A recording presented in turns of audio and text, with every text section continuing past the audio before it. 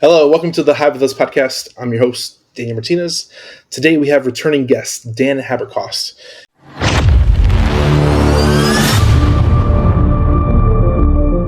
If you have not seen the other episode, please go check it out. We talked about land investing, subdivides, and value adding through building on your land. If you have not heard it, please go check it out. It's three episodes in front of this one. But today we have Deal Breakdown. We cover cool, interesting stories. And Dan has a cool story for us today. You want to jump into it? Yeah. So Shasta Drive, this was 2021, and we actually got this lead from Craigslist. So the seller wanted to sell on terms, and he was an older guy, owned a ton of houses, like 20 houses. He had plenty of cash. So his goal more was to mitigate taxes and find someone reliable he could sell to where he was certain that he'd get his monthly payments. So this house was disgusting.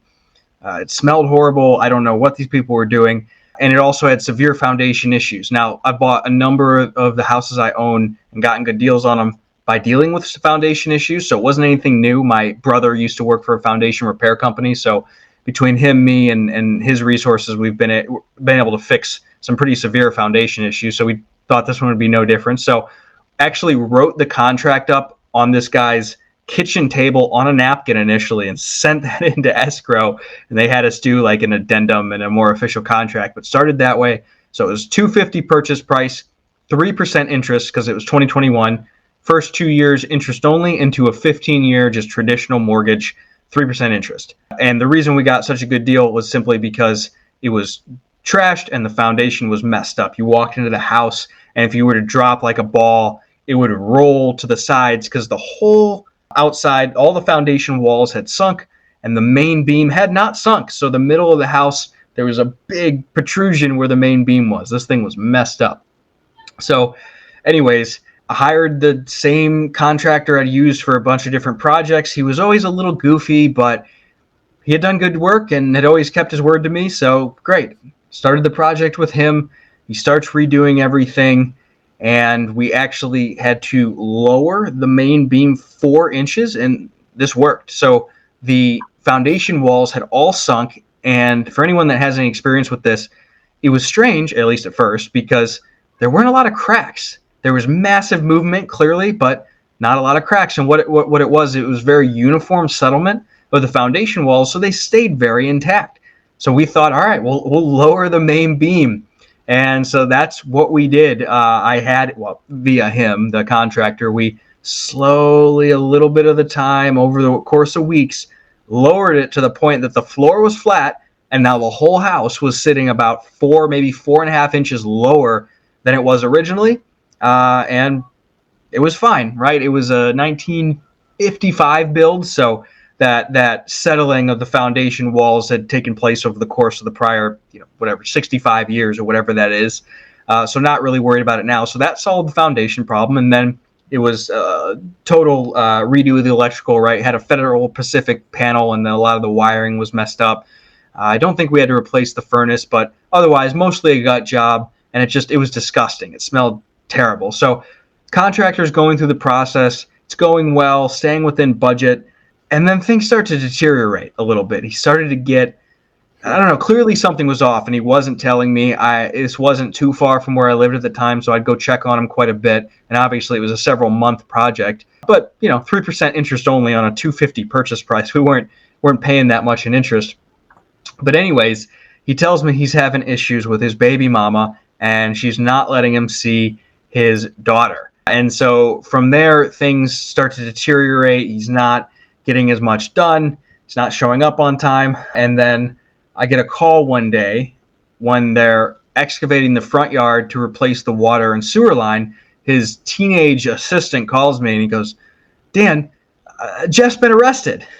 It's like, oh, wonderful. So I drive over there and the whole front yard is excavated.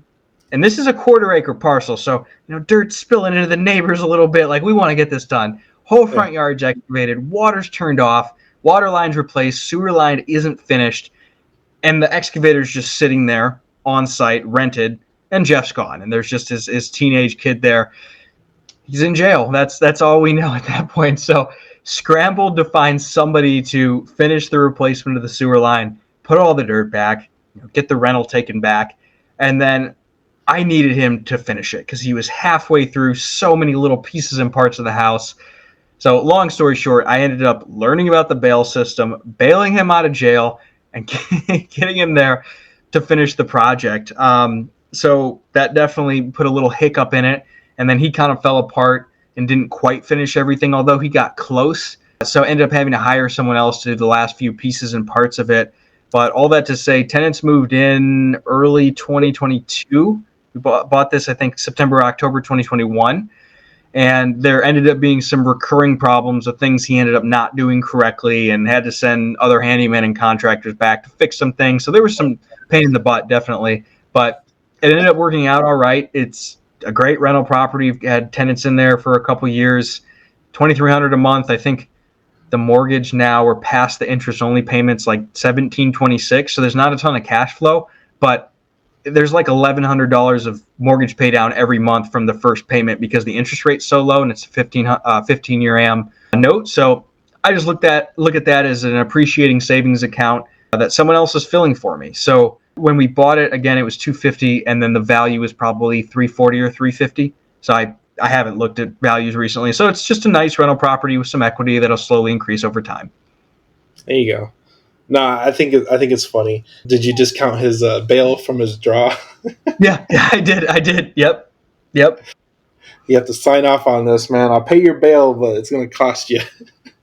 Yep. Yeah, it was awkward, man. I remember going. It was like a Sunday morning to talk to him. Just visitation at first before actually bailing him out and just figuring out what was going on. I didn't get all the details, but it was a domestic thing with the baby mama. And he just broke down. His family didn't want to talk to. It was bad. He was crying, and it was just, it was a hairy situation. So, yeah, dealt with it.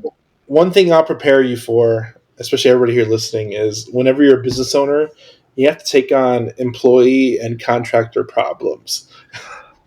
You are the therapist, the armchair therapist, as the owner, CEO, and operator of the business. You are the armchair therapist for a lot of people's problems.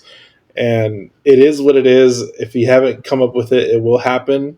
And you'll have to deal with a crazy situation that is not yours. And it's going to come up. I guarantee it. So, Yeah, no, absolutely. If something goes wrong in their life, they will make it your problem. And so you kind of have to be the stoic, the rock, and just deal with it and help them with it. Yeah, I remember my last business, I was dealing with like marriage counseling. I was marriage counseling this couple. They've been together longer than I've been married. I'm like, this is interesting. That's tough. Oh man, it's a very interesting dynamic that operators have, and it's not all business. Yeah. No. So much of what we do day to day, whether it's negotiating, dealing with employees, contractors, you're just trying to navigate human emotions, and you're negotiating in one way or another. So there's a quote I like that says, "Business would be easier if people weren't involved." Yes. Yeah. No, I like to read these articles from Howard Marks. He puts out newsletters like or memos here and there, and it's about investing. If you don't know who he is, he's in the same world as Warren Buffett, similar to that, not quite as wealthy, but same idea. And so he's been investing for like 55 years, and really all of his articles are just about human nature. When he's talking about the market, when he's talking about what's happening, what's trending, it's all just human nature. And so I think that's really useful to read because ultimately that's what we're dealing with in business all day. Absolutely. Where can people find you online? This has been a great episode. I hope you all enjoyed that quick little story from Dan here. But where can people find you online, Dan?